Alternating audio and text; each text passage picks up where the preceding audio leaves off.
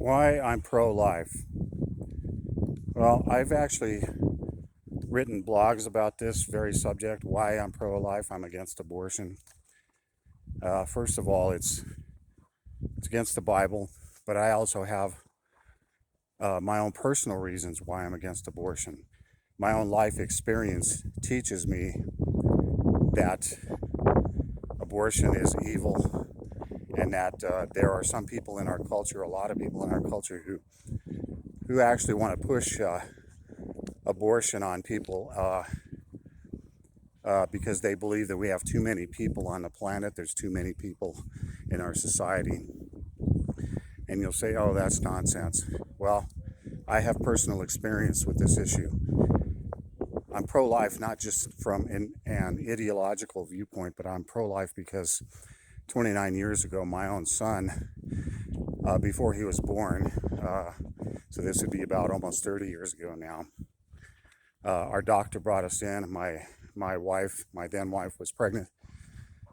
My son, Cole, and the doctor brought us in and said, your son is going to be deformed. He's going to have a form of dwarfism called achondroplasia. And of course, I was shocked by this, but then she went on to say, you might think about abortion. You might think about abortion as an option. And she said that, and I was actually offended. I got angry. I was offended by it. Being staunch pro-life even back then, I was staunch pro-life, but our own doctor was suggesting abortion to us because, our son was going to have a form of dwarfism, she said.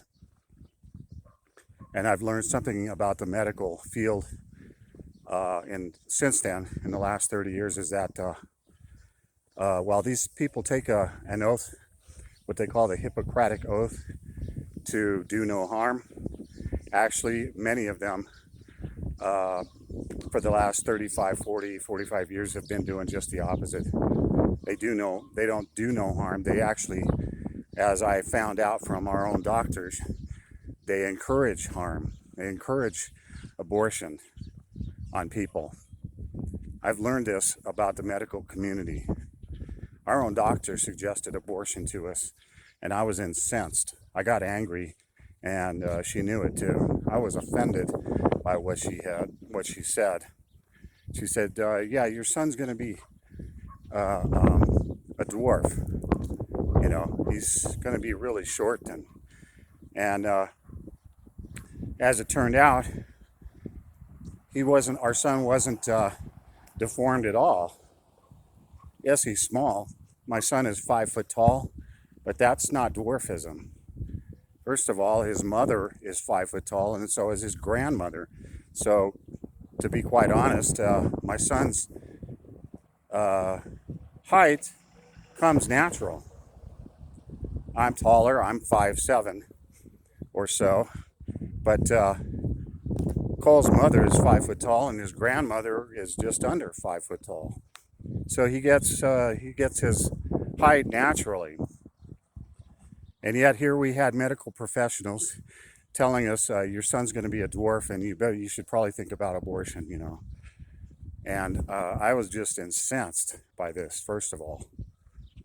And I've been told this by other people. Other people have told me this. That said, that happened to us. Our doctor actually suggested abortion and said there's going to be something wrong with your child, with your son or with your daughter. Other people have told me this.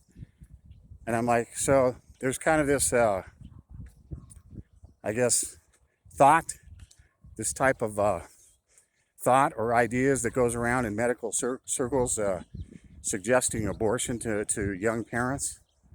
Because I've heard other people tell me this exact same thing. Well, as it turns out, my son wasn't deformed. He's 5 foot tall, but he's not deformed. And he's not a dwarf. And so they were wrong. Either that or they were lying. So from that experience 30 years ago, I don't trust the medical community like I once did, say, 35, 40 years ago. I don't trust the medical community as much as I used to. I don't. because of my own experience where they told us that our son was going to be deformed and he's not. They were wrong. And I learned that doctors are wrong too. Completely wrong. They can be very wrong, as we're finding out. And sometimes it appears to me that the medical community is pushing agendas. They wanted to push abortion on us, and I've heard this from other people that have said the same thing to me. They have these. I don't know if they have these like conferences or these powwows of doctors that say, well, we need to start suggesting abortion more. Or I'm sure they would never admit to that. But when I start hearing stories of parents who had the same thing happen to them where their doctor suggested abortion, I'm like, something's going on here. They must have like group meetings and saying things like, well, maybe we should suggest abortion more. And I don't put it past the medical community these days to suggest stuff like that and then collude to actually begin telling young parents, well, you should start thinking about abortion because I'm not the only one that's happened to my family. As it turns out, my son's not deformed. I've said this before numerous times. He's not deformed. He got his degree from Colorado Christian University. I don't know, it's been about 6 years now. He married a girl that he met at college. And so, his own life is a testament of the fact that these medical professionals and people that want to push abortion on us are dishonest. Either they're dishonest or they're not as highly trained medically as we're told. A lot of us in this country, a lot of people seem to think that the doctors are like little gods or something, like they're infallible. And, I see that a lot with Fauci. This guy has proven over the last 2 years that not only is he fallible, I think he's lying. The dude lies. He's been lying about this COVID thing for 2 years. I don't even listen to him anymore, and I think there's a lot of people in this country that don't even pay him any attention anymore. We don't even listen to him.